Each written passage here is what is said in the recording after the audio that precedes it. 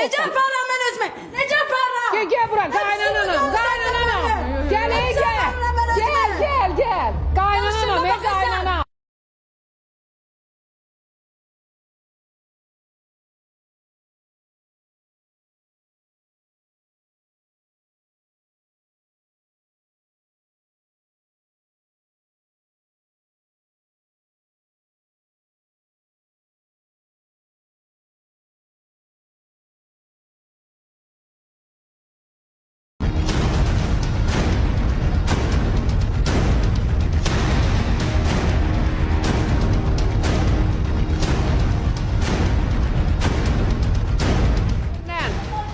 Niye verilişten sonra çekiliş devam eləmir? Bir dəqiqədən, səsini kəs aşağı salıb səsini sən. Ayıbdır, bu halda gelin. Ayıp sən olsun.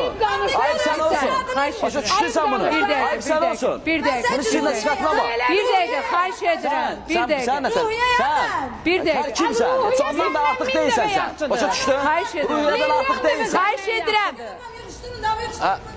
Səni də yığışdırmaq lazımdır burada. Səni rədd eləmək lazımdır bu stüdiyadan. Başa düşdün? Bəli, səni rədd eləmək lazımdır. Bayram, sən necə kişisən? Bir dəqiqə da. Bu necə saxlamsan, hə?